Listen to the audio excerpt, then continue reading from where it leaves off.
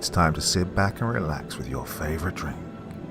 And listen.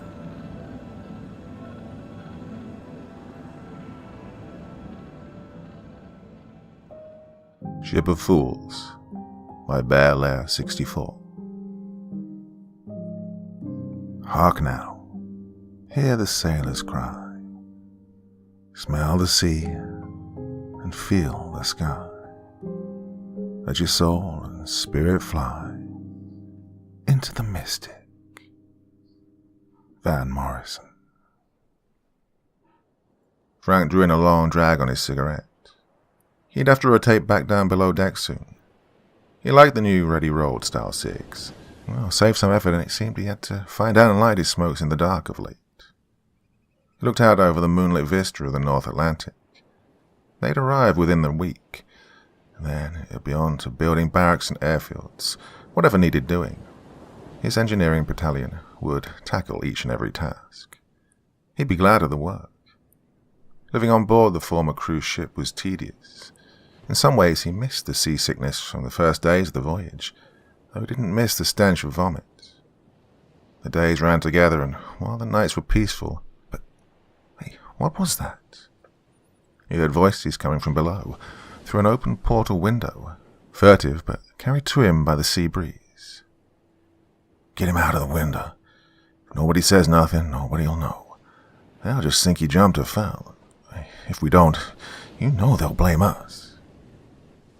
Frank was no stranger to the voices of those up to nefarious plots. On many other nights the voice could have issued from his own mouth. A dark object emerged from the portal window. It wobbled loosely, and was soon followed by first one shoulder and then the other. Like a kid being born, he imagined. Only this one is headed away from this life rather than getting a start. Soon a shadow about 6 feet long slipped through and plunged into the waters below. Frank didn't see whether it bobbed up, but assumed that the warning the naval personnel had given the troops about the giant props that drove the ship, shredding anything that went into the water close to the side of the ship, was true. Even if it was not mangled and left as a sliced offering for the denizens of the deep, a body couldn't last long in that frigid deep water. Well, he considered calling out, "Man overboard," as the sailors had also taught, but knew it would be no good. If the fellow hadn't already been dead, he'd been unconscious, and besides, he was no rat. In any case, he was saved from the decision by the general call to rotate back down below so that others might enjoy the cool night air.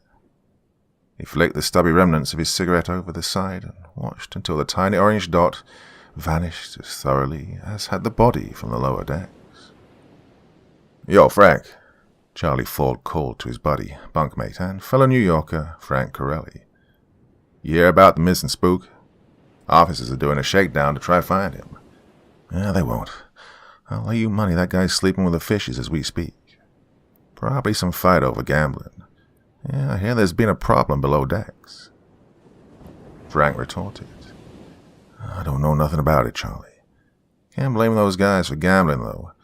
Nothing else to do in this tin can, and they don't get topside time as often as we do. Probably getting restless." Charlie pretended to listen, but was actually just waiting for his next turn to talk. Natives is always getting restless. Still, makes you wonder. Maybe he got stabbed or something. I'd like to hear about it just to have some news. Any news. You're right. This ship life is shit life. Nothing to do but gripe. Frank smiled. He tolerated Charlie because those were the rules in this new world. He'd left ahead of the heat for his last set of despicable acts. The boss had told him to go over there and fight the Jerrys, serve with distinction, and come back a respectable, legitimate man. They could use such a creature to further the efforts of their little outfit. Frank was game. Killing Nazis might be even easier than killing criminal rivals. Definitely more fun. The rivals were often people he'd known who'd gone with other outfits or whom he respected as competent. He didn't know anybody who liked the Nazis, though. He even heard that most Germans didn't like them. They dressed well, but they were still socialists at heart. Wasn't sure how he'd fight them in the engineer battalion, but he'd do what he could to come back with a clean slate. He'd missed Charlie's last few comments, but snapped to attention when someone sang out, "Officer on deck." A medium-height, youngish-looking man, who sported captain's bars and a sincere countenance, stepped through the hatch and said, "At ease, men. Stand to your bunks and prepare for inspection." The men scrambled to obey, to get dressed as quickly as possible. Well, the quarters were tight. The O3, flanked by the senior NCOs of the unit, stood patiently until the general milling about had ceased and the men were as organized as they could manage. No need for spit and polish. This is a snap inspection, and we're looking for information. We have a soldier missing from a unit berthed on the lower decks. Most of you men took a rotation on the deck last night, and we simply need to know if you saw anything. We know nobody wants to carry tales. We only want to be able to give an answer to the missing man's command, and through them to notify his family. I'm sure any of you would want the same. When the CO reached Frank, he stood to attention and stared into the middle distance, as he learned in training. "Tech 4th class, Corelli. Top tells me you came out top of your class in training. Well done. Your area looks as clean as can be expected. Have you anything you'd like to report?" Frank had been thinking about what he'd witnessed, and he was no stool pigeon. It went against every fiber of his being. Yet the comment about letting the guy's family know what had happened had gotten to him. Besides, he owed no allegiance to the troops down below. Back home, he'd gotten along well enough with the diverse population of the largest city, but they weren't his culture, his blood. Mostly he assumed that he might gain something if he told. "Sir, I hesitated to bother the OIC last night. I wasn't sure if I saw something or just imagined it. I just got a glimpse." The first sergeant closed in quickly to his CO's side. The platoon leader approached on the other.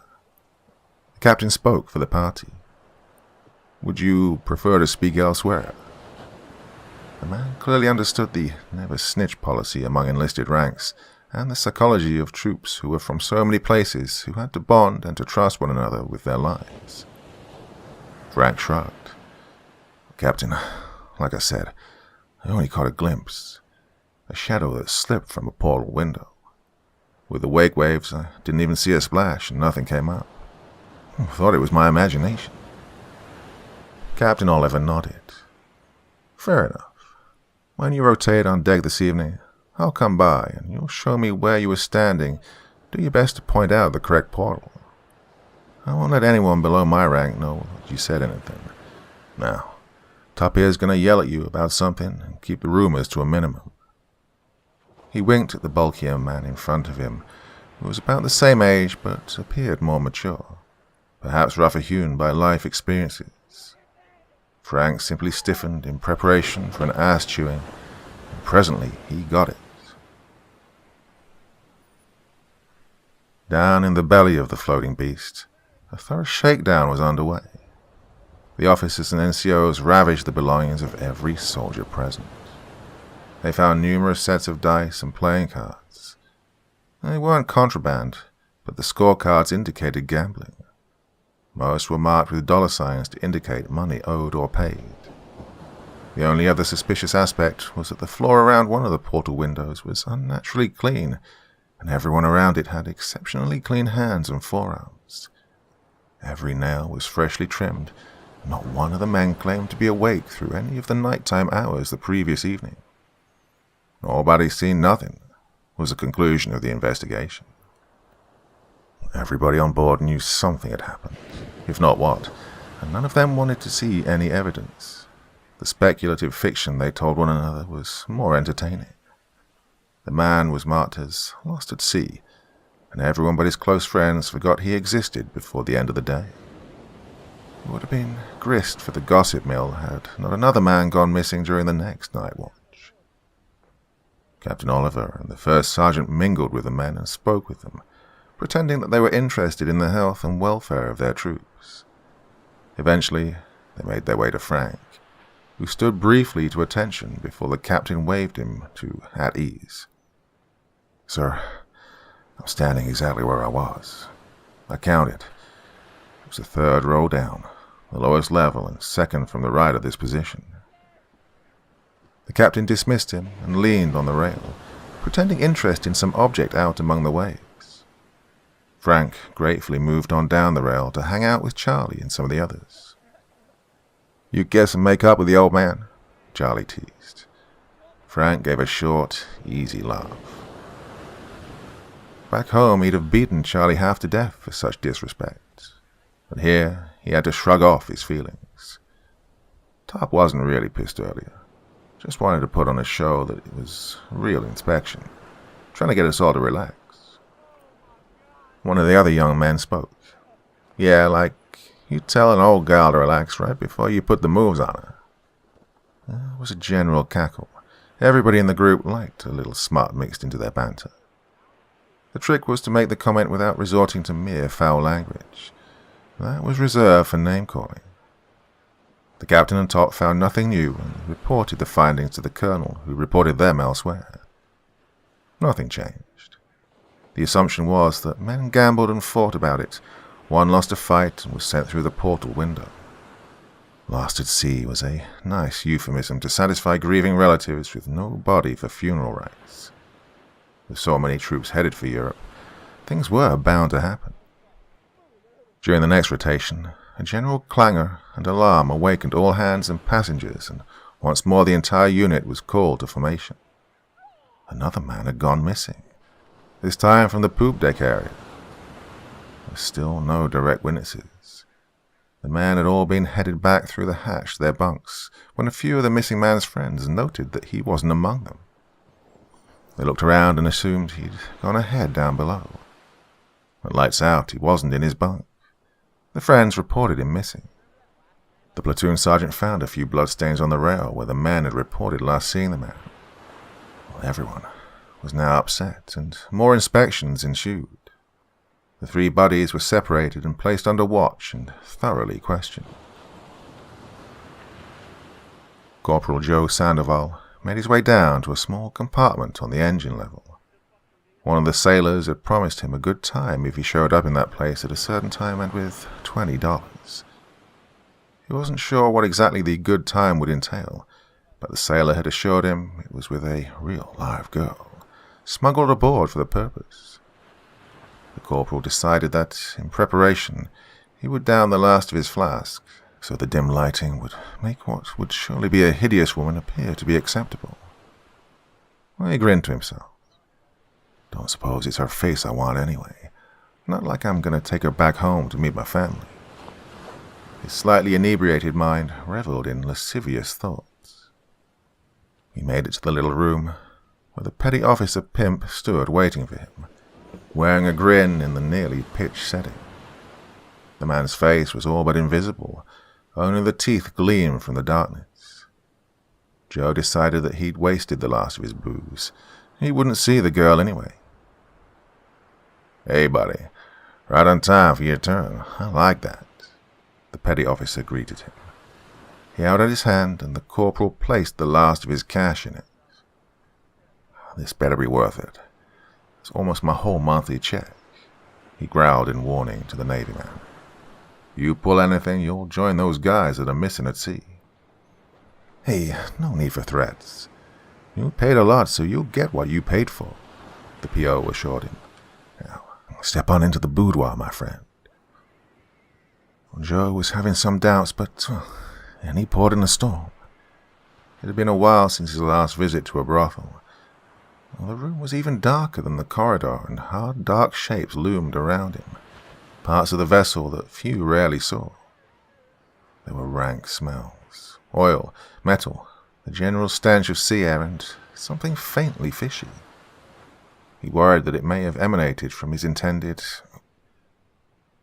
The hatch closed behind him, and the gloom became complete. He whipped his head back toward the hatch, but the PO didn't dog it. He just closed it, likely being cautious. "Probably doesn't want me to see the old hag," he thought in disgust. "Maybe best I down the last of my liquor." He heard breathing. It was harsh, with a bit of a gurgle in it. It rose from behind him rather than in front. "Hey!" he called out in a low voice. It sounded muffled in the tightly enclosed space. "Hey, what are you doing? Come on over to me." The breathing drew near, and a form that appeared shaggy and indistinct, a shadow set against the deeper darkness, approached close to his own body. "Yeah, that's more like it. Now, how do you want to do this? You got a mattress or something? Or do you just want to lean forward?" The response was a deeper gurgle and a very strong scent of sea creature. Sandoval stepped back. "Oh, that's foul. You need a bath." That was as far as he got. The figure closed on him, and he felt bands like steel encircle his neck. They reached all the way round until the claws sank into the arteries. A wet, slurping mouth encompassed his face as he slid to the deck. The disgusting noises were the last he heard in this life. "This is nuts," Charlie lamented. "Another man overboard?" Frank simply sauntered along behind his buddy. There was nothing to say. This time they'd been ordered on deck for inspection. There was no trace of the missing soldier, infantryman. Once the men were topside, the officers and NCOs conducted a thorough shakedown of their living quarters. They found plenty of contraband, most of which went over the rails or out of the portal windows. Yet they found no trace of Corporal Jose P. Sandoval, nor any evidence of foul play. Afterwards, as they went back below decks, it was the normally taciturn Frank's turn to speculate. "Getting strange. Here we are in the final days of our voyage, and men are disappearing. Wonder if it was going on unreported and undetected before this one." Charlie rolled his eyes. "Who knows? Stuff goes on down below. Not like they were inspecting us before the last few days. Notice it's all been soldiers, though. No sailors or marines." Frank had not noted that, and was surprised that Charlie had. Maybe he's not so dumb after all, just ignorant, he thought. "Well, we'll be in port soon and on to war preparations. It'll soon be forgotten." Shortly after they returned to their berths, one of the men came rushing into the area. "Hey guys, when they were inspecting, they found 3 more missing troops. Well, they found out that the 3 were missing, you know what I mean. This is a snafu. Rumor has it there's a Jerry assassin on board, or maybe one of them nip ninjas. All the old men are riled and roared out good." Soon after that, the squadron leader and platoon sergeant came for Frank. He went along the entire time kicking himself. "I should have known. I should have just kept my mouth shut. Tried to do something decent, and this is what I get. All before the Council of Elders to be accused." He was not kept waiting, but was shuffled immediately into the wardroom that was crammed with officers. He snapped to and saluted. "Tech 4 Corelli, reporting." "At ease," his company commander ordered him. "T4 Corelli. Repeat for the rest of the command staff what you told me the other day." The captain hadn't had to elaborate on the subject in question. Frank knew it was about the shadow that had slipped through the portal window. "Sir, I was on deck and having a smoke. Thought I saw something. A shadow or something slip out of one of the portal windows on the lower decks. The one I showed you that next day, sir." One of the older men spoke up, a colonel. "And you felt no need to report what you saw immediately?" Frank turned his eyes toward the higher-ranking officer. "Sir, as I told the captain, I wasn't sure what I'd seen, or that I'd seen anything at all. It was dark, and the light plays tricks on the sea at night." The man produced a sour look, but the answer apparently satisfied him. Captain Oliver spoke again, perhaps out of turn, but Frank was grateful for the information. "Corelli, there are 7 men missing from among the colored soldiers. There are now 5 missing from among the rest of the troops. Have you observed anything or heard anything that may be of use? We'd like to resolve the situation before we reach port." Frank thought for a moment, a brief one. He could see the impatient expressions that frowned in his general direction. I've heard plenty of rumors, but that's to be expected. There may be some who want to settle scores before we go to port and go on our separate ways around England. I've known men to think that way. He immediately realized he'd said too much. They would run with the theory and create chaos among the men unless he gave them a fight among themselves. Sir, have all the missing men been army troops? Are there any missing Navy or Marine personnel? Yeah, that did the trick. They all started to eye one another suspiciously, and low grumbles sounded. A Navy man with stars on his epaulets, the captain of the ship no less, glowered at Frank. That'll be all, soldier. You're dismissed. If you see or hear anything that may be of use, you report it immediately to your CO. Do you understand? Frank saluted as crisply as he could. Yes, sir. Then he executed a perfect about-face and fled as quickly as he dared from the wardroom. Well, he'd lit the fuse. Now it was up to the big shots to investigate or argue. As long as they leave yours truly alone, and no one tries to murder me, he concluded. When he returned, he was met with all sorts of curious and even a few hostile stares. Charlie opened his mouth to ask, but Frank determined to take the bull by the horns. Wasn't me, fellas. I fingered the wrong man.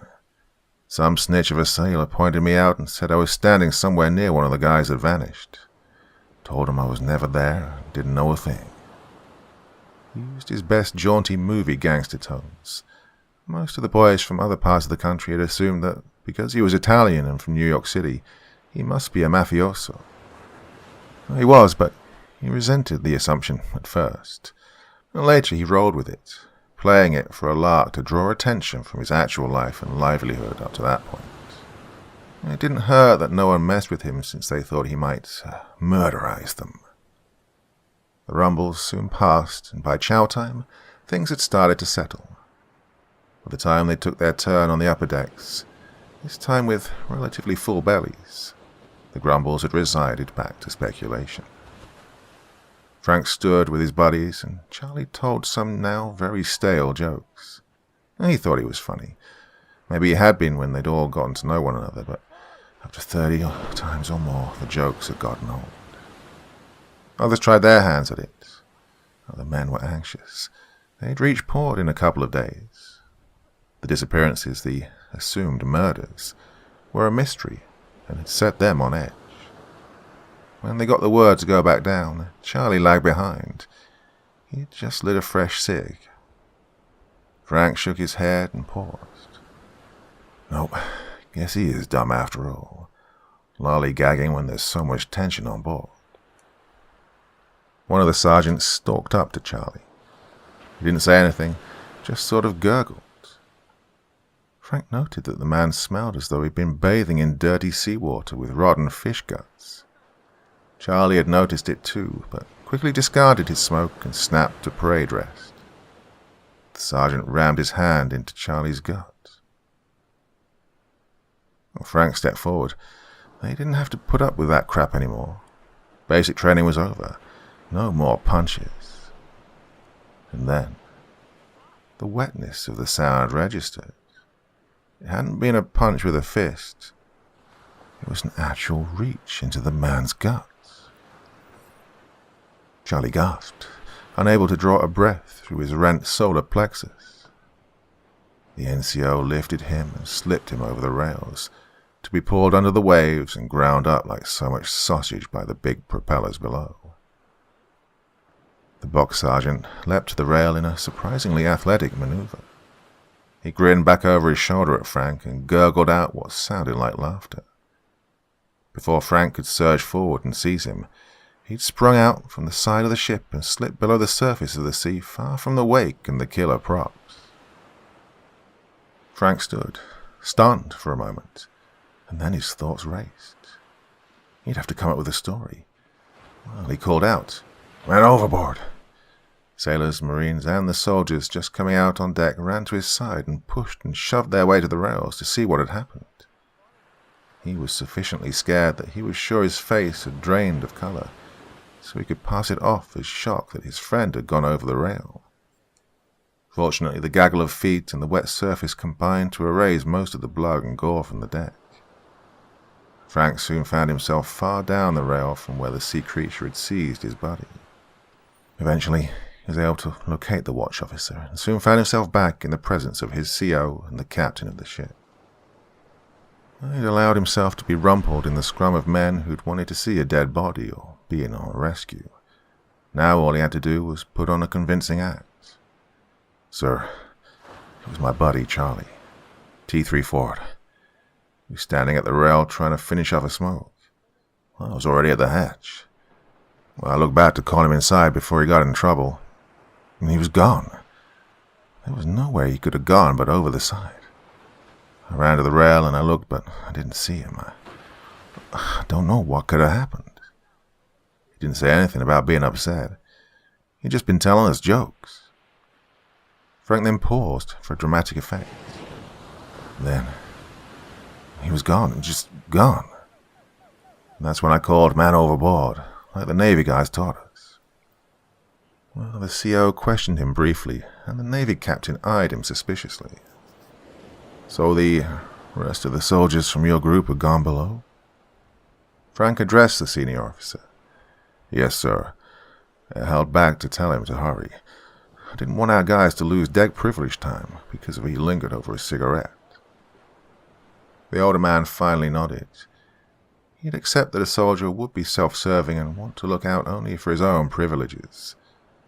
He came from a time when one assumed the worst about the lower classes, of which the man before him was clearly a part. He glanced at the army captain. "Go retrieve your commander, please, and ensure that this man is washed until we dock." So Frank spent the rest of the trip under deep scrutiny. Yet no more men disappeared. No more bodies slid through portal windows or sank to the grinder behind the ship. The men in his outfit began to give him the cold shoulder, and he eventually transferred to an artillery unit. He made it through the war, Omaha Beach, Battle of the Bulge, the entire showcase of slaughter. He had a front row seat to witness the carnage his species could wreak upon itself. He found that it was indeed a pleasure to kill Nazis, though he learned to distinguish between those and the basic German soldiers who simply fought the unknown enemy about which they'd heard so much propaganda. He suffered the trauma of conscience when his gun laid waste to a farmhouse. They'd taken out a machine gun nest, but also the farmer's family that huddled below in the cellar. Picked up a couple of low-level medals along the way, and soon found himself guarding prisoners. The Wehrmacht had begun to surrender wholesale. It was during that time that he learned to distinguish between the soldiers and the Nazis, and learned a new level of loathing for the latter.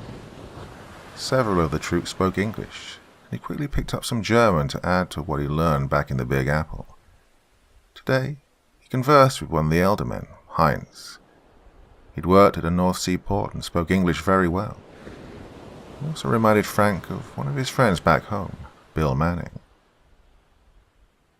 "So, as we've discussed, our officers told us that the Americans were coming to take over the land and have their way with our women. You can see why we fought as hard as we could for as long as we did." Frank nodded. "I suppose we'd have done the same. I heard that when our guys escorted some of the Hitler Youth through Buchenwald, the kids laughed at first, at least until the smell hit them. I didn't believe it until they saw some of the former prisoners. Our officers made us march through first, wanted to show us what we'd stopped. I could have done without the nightmares I've had since, though." He offered Heinz a drag on his cigarette, which the prisoner of war gratefully accepted. Heinz handed back the little firestick. "I cannot tell you the shame we all feel. The Reich leaders lied, but we suspected. Nobody believed that people were being shipped off to prisons." He looked down shamefacedly. "We all knew in our hearts, and anyone who paid attention saw what the party had in mind. I think this time we will suffer even more greatly than after the last war. I believe we deserve it, at least, well, not the children and those who lived in the countryside and never saw the trains as they were loaded. Frank wanted to ask about a rumor he'd heard. Hines, I want to ask you about something. Well, you may not know, and if you do, you may not want to say anything. I respect that. Just tell me what you will. Hines nodded. He was sure that the American soldier was there to at least reveal the reasons why he'd been friendly toward the prisoners, and himself in particular. He wanted intelligence, and Hines wasn't sure that he'd provide it, guilty feelings or not. I will say what I can. Frank lit a cigarette and handed it to Hines, then lit one for himself. He was clearly nervous, and he paused for a moment to collect his thoughts. When we were on the ship that brought us to England, there were some, disappearances, maybe murders. Certainly one.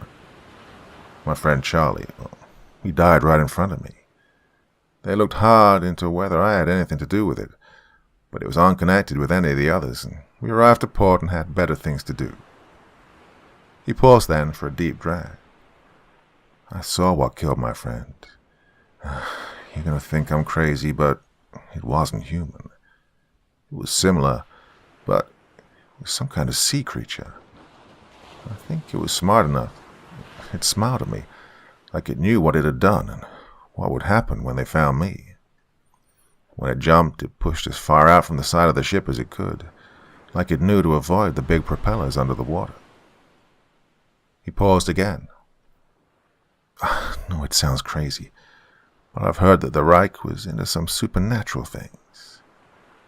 Well, he finished lamely, absurdly concerned that his prisoner might think less of him for telling such an outlandish tale. Hines was taken aback, and his expression and lack of immediate response may have led Frank to further doubt.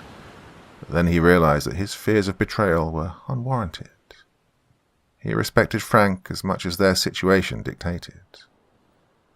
I am not sure what the creature was, but there are old stories. I come from a port city, so I've heard some of the tales.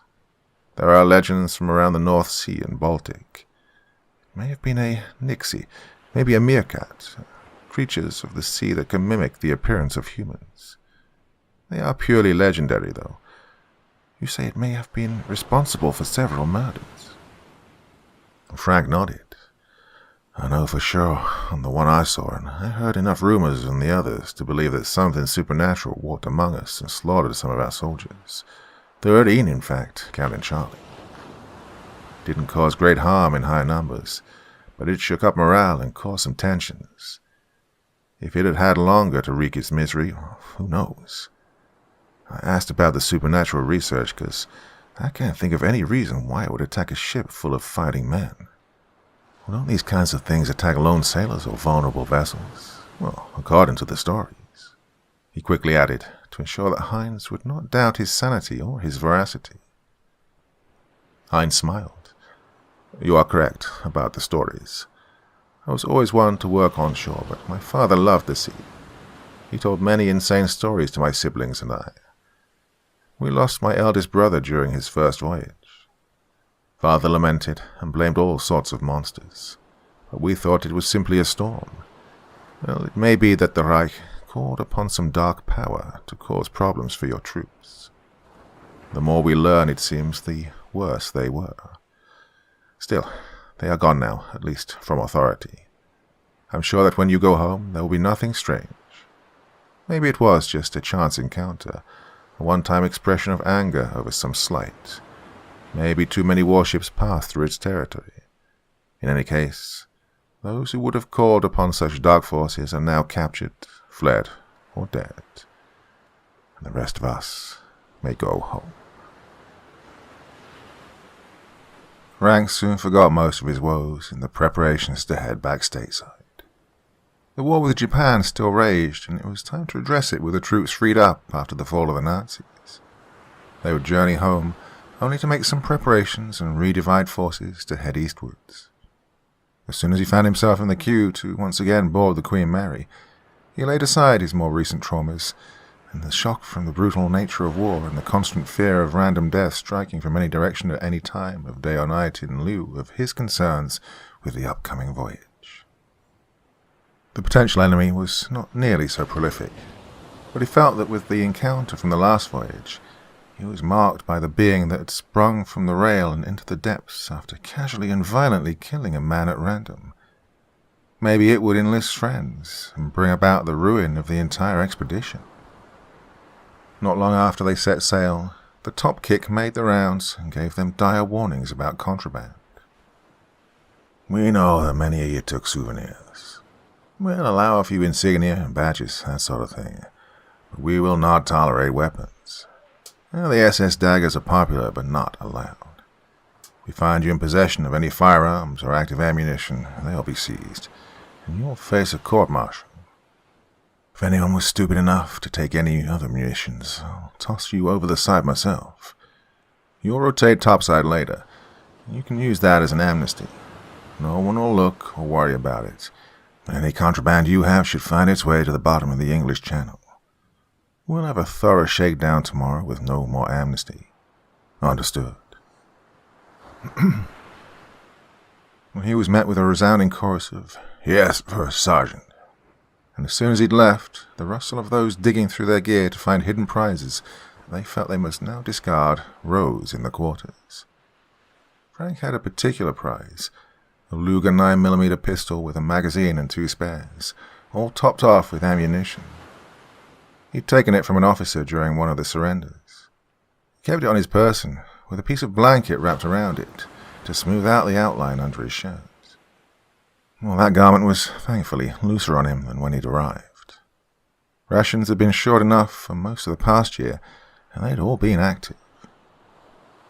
He watched his comrades look longingly at the treasures they meant to discard. One of the other sergeants had set aside a nice, nickel-silver trimmed dagger. He could have gotten away with keeping it had he simply removed the eagle logo.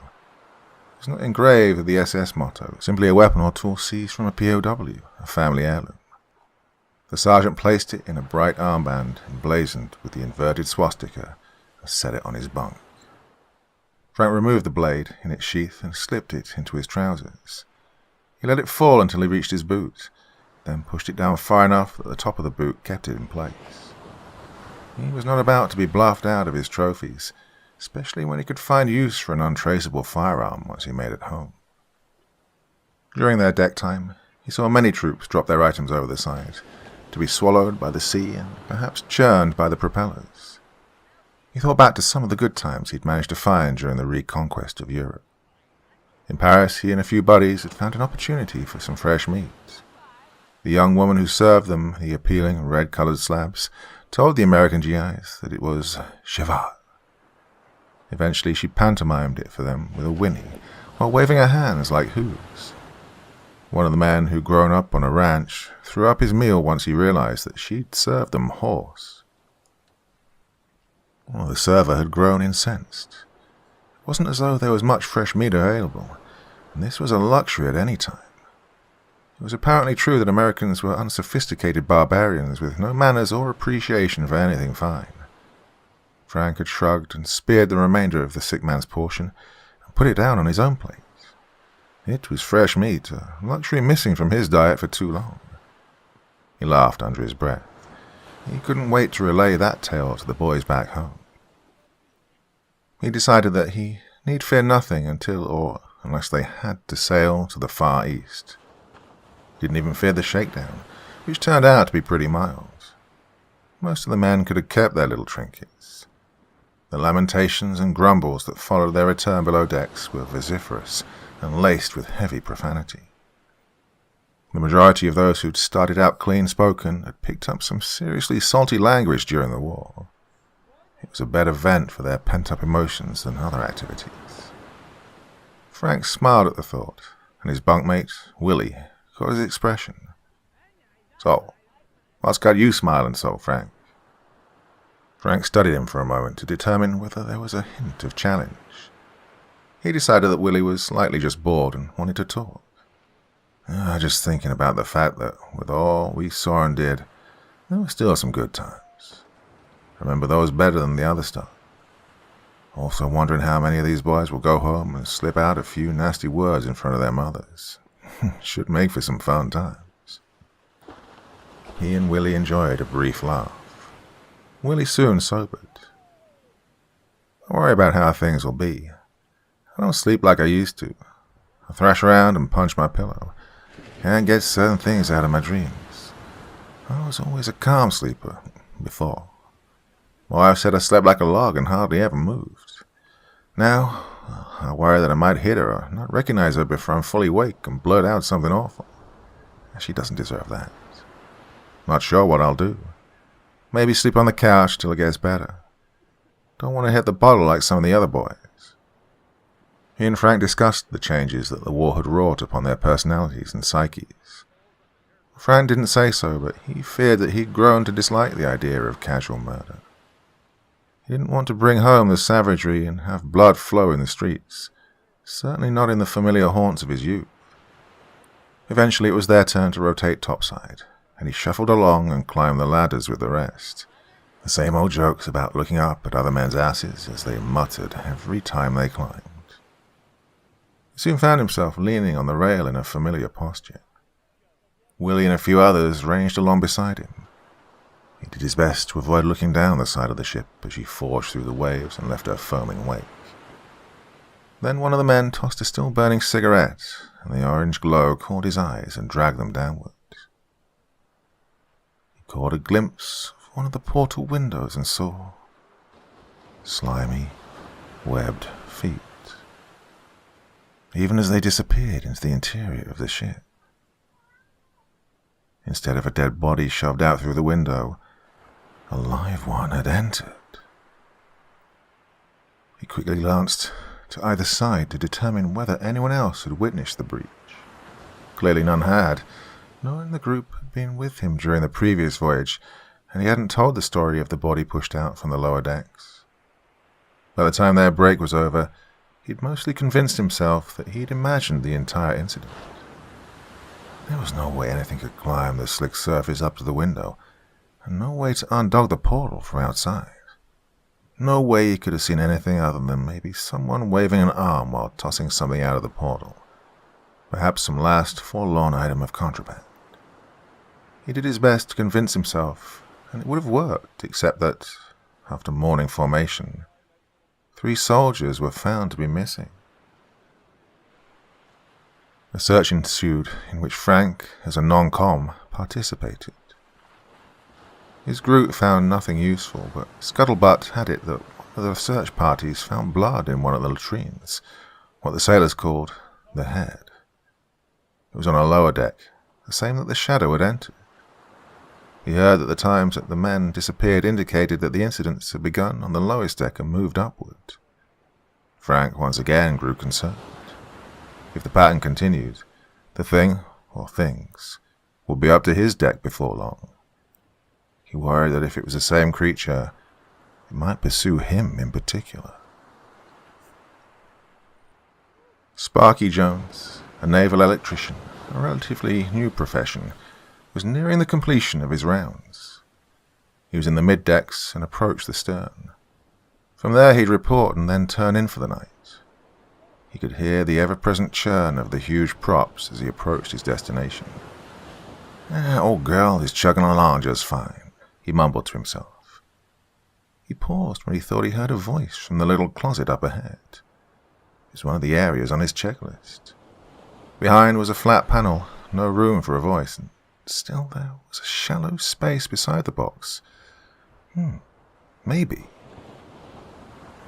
The voice sounded again, this time more clearly. It was soft and a little entrancing, like one of his old girlfriends back in the States. Come on over and see me. I'm lonely down here with no one to visit. The voice was a little sibilant, like someone with a slight lisp. Definitely a gal, he thought nervously. He'd heard that there were some stowed away by some of the other sailors who rented them out to pleasure the troops. Well, he'd never believed it. They were just cross-dressed males who liked doing stuff with other men. Sparky swallowed his gorge. He had no interest in such goings-on. He'd rather play with Rosie and her 5 sisters than do that. Yet this voice beckoned sweetly. Certainly no pipe sucker. Yes, that's it. Step up close. Let's have a look at you, handsome. That's when Sparky knew something was amiss. He was hardly what most would call handsome. Well, he wasn't hideous, but he was certainly no Tyrone Power. His contemplations ceased, and his decision on whether to proceed or turn back for help was taken from him.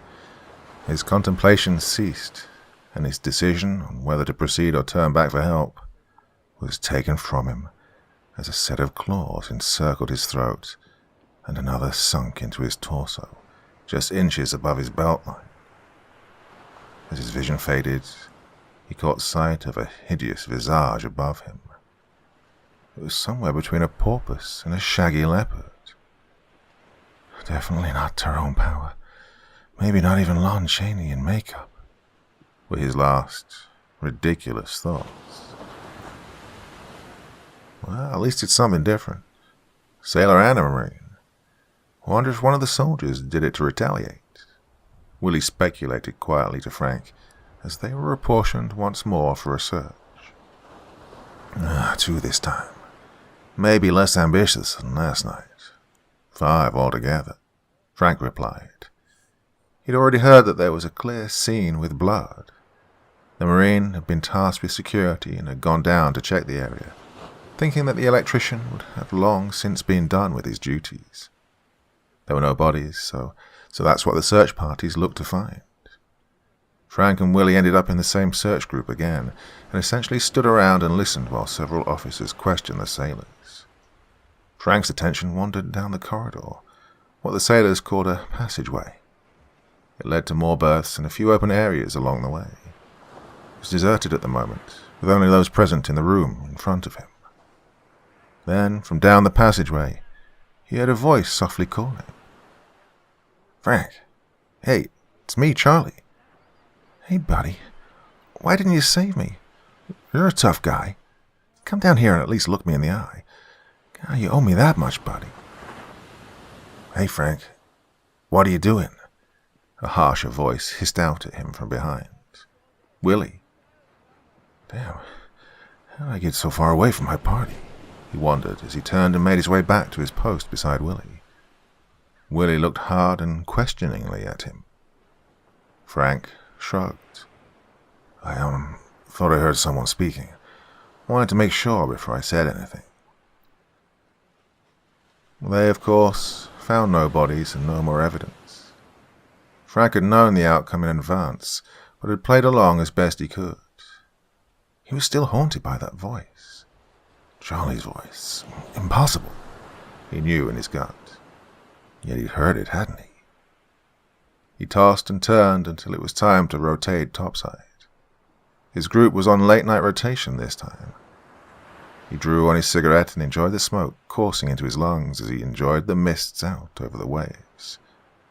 Those had thinned as the vessel churned westward away from land, so he was happy to catch one last view of the old foggy sea. He found himself alone, at least as isolated as one could be with so many men wandering by in the gloom of night. Many tiny orange glows flitted around the shadowy forms, like so many fireflies. He thought. Made from real fires, even have little sparks that fly away on the breeze. He let his thoughts wander, looking for some sequence upon which to seize and keep them from returning to the voice and to what he knew was behind these disappearances. The thing had to come for him soon. They'd nearly reached the point at which the attacks of the previous voyage had begun, hopefully the end of its territory. There was no guarantee that it would go the same way this time, but his gut spoke to him as much as his rational thoughts. Whatever the case, he was ready. He kept the little Luger inside his shirt in a rigged shoulder holster and kept the dagger inside his pants at the belt line. Let the SOB come. I'm ready, he gritted to the night air. A voice screamed from up on the deck, toward the port bow. Several others joined in the chorus almost immediately. Man overboard! Frank rushed to the rail and peered out into the waters that were still, except for the wake thrown up by the passage of the large ship. He spied a tiny splash and then a tiny, darker form against the waters. He took up a lifesaver and tossed it out from the ship so that it would fall in the path of the swimmer. The fellow managed to grab hold of the floating ring, and Frank and several companions held him fast with the attached rope. They soon began to heave in unison to haul the unfortunate back on board. Other men lined the rail and called out both to the man on the ring and to those who pulled. "Hang on, buddy. We'll get you back on board. Keep the pull steady so we don't slip. He's almost halfway up the side." And then the dreaded shouts arose. "He slipped free. Swim for it. Something pulled him back to the water." That last statement was delivered from a man who stood near the rail next to where Frank now held the slack rope. His human fishing expedition, a failed venture. "What happened? Felt like we had a good hold of him. We had him," he all but pleaded to the man. The man shrugged. "Can't win 'em all, Frank." He turned then and began to saunter toward the hatchway that led back below. The voice had been Charlie's, but a little slurred. "Hey," Frank then called, catching himself and lowering his tone. "Where do you think you're going?" He walked swiftly to catch up to the shady form, and all the while he tugged at the grip of the little pistol. He'd likely be caught with the contraband item, but he had to confront this thing, this monster. The form continued past the hatchway toward the starboard side of the ship, and a little toward the bows. Everyone had been drawn to the drama on the port side and toward the stern. Frank followed as closely as he could. The creature still appeared to saunter, yet it moved quickly. "Walks weird," he thought. He poured on a little speed as they reached the rail. He recognized the area as the point to which the monster had pulled Charlie under the waves. "What are you?" he called. "Why are you doing this?" The form had gotten less distinct to the eye the closer he drew to it. It smelled of the rank parts of sea life and death. Its eyes glowed as they peered at him, the pupils slit like a cat. It hissed and leapt to the rail to pause, perched on its webbed and clawed feet that wrapped around the metal as it rose to its full height. Frank didn't think about the monster's intentions. He didn't care whether it meant to spring out into the sea or dive on him in attack. He fired 2 quick shots at the torso, and even as he lifted the muzzle for 2 successive headshots, the hideous form was gone. He sprang to the rail and stared out into the darkened waters. There was nothing, not even a ripple in the vast expanse of the Atlantic. He knew he'd struck it, but to what result he had no idea. "You took out 6 more, but lucky number 7 foiled you." He heard a rumble of voices that approached from behind, and tucked away the little semi-auto pistol. He leaned casually on the rail as several other men approached. "Hey, buddy, you hear something like a gunshot?" Frank turned and looked at them. "Yeah, I thought so. It was out there, though. Some kind of strange sound. Cracked like a shot, but dunno, didn't sound right." The confusion of the night and the milling of numerous live men searching with the eyes for the doomed one took up the focus. The men were quick to decide that, yeah, it did sound funny, and they soon talked themselves into believing a non-rational explanation over anything that made sense. Frank just hoped that it was over. He hoped that he'd killed the meerkat or nixie or whatever it had been. If not, perhaps he'd at least discouraged it from attacking again. He could only wait and remain cautious. There were no more attacks and no more disappearances for the remainder of the voyage, and all that had happened was swept under the rug as accidents or suicides brought on by battle fatigue. With so much happening in the world, Frank doubted that anyone would seriously investigate, and he was right. He and his battalion were sent to train for warfare on the Pacific front, but the atomic bombs ended the war before they had a chance to truly prepare. So he went home alongside all the others. His attitude had shifted some. He was, in many ways, less ruthless after all the killing than before, when he only had a few fresh corpses on his ledger. His boss's plan worked, and Frank found himself employed as the legitimate businessman who acted as frontman in dealings with the longshoremen and other union-affiliated workers along the wharf. The position was much lower risk than his old job, and it suited his attitude and challenged his intelligence enough to keep him engaged. The money was good. He actually hated the docks, or, more accurately, the water beyond them, and absolutely refused to go aboard a boat, ship, or any watercraft for several years after the war. Yet time and success softened his attitudes. When the boss invited him and his sparkling new wife out for a cruise on his yacht, he could hardly refuse. He cuddled with the missus and found solace in her warmth as they gazed out over the sea by the light of the gibbous moon. He wondered at how much his world had changed in less than 36 years. He listened to the water swishing past the hull. They were much closer to it than he'd been on the big ship, though this vessel was hardly a small craft. Kitty managed to snuggle even closer. "You don't have to worry, dear. This is a big vessel. Plenty of crew and room to roam for all of us." Frank slipped his arms around her and kissed the side of her neck. "I'm not worried. I know the stuff I told you was weird. Not even sure what really happened. The more that time passes, the less I believe it. Maybe I had some shell shock. Anyway, we have some smooth sailing ahead, literally." They enjoyed a brief laugh at his attempted humor. Then the timbre of the sounds began to shift, and the swish almost became a hiss. Frank pushed his wife behind him and away from the rail as he scrambled to dig out the little luger that he still wore under his shirt every day. No one would question him these days. Then he heard them. The dreaded cries of, "Man overboard!"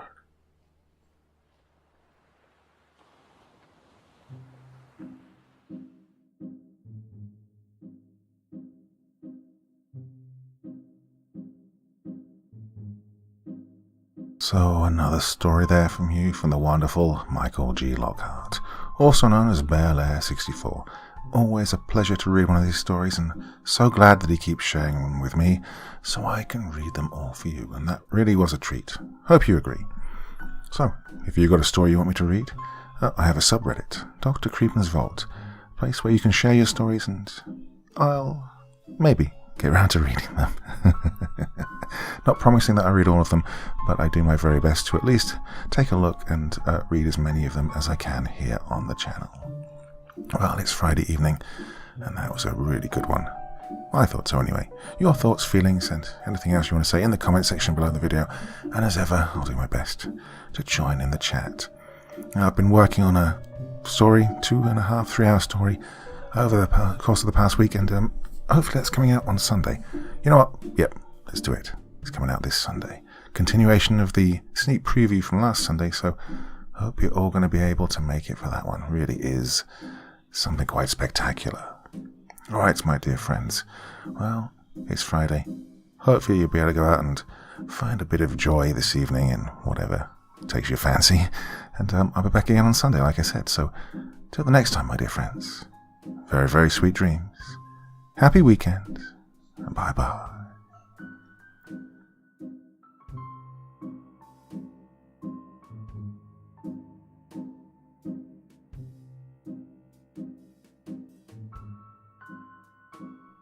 Thank you so much for taking the time to listen to this story today. Really means a lot to me and to the author of the story, of course. Well, if you want to know more about me, I'm pretty much everywhere on social media. You can find me on Facebook, Twitter, Instagram. You can download my music on SoundCloud. I've got a Patreon if you feel like. Throw me $1 or $2. Very much appreciated. And of course, on Reddit, I have a place where you can leave stories if you want me to read one that you've written. Well, hoping to see you all again very soon. Till then, sweet dreams, and bye-bye.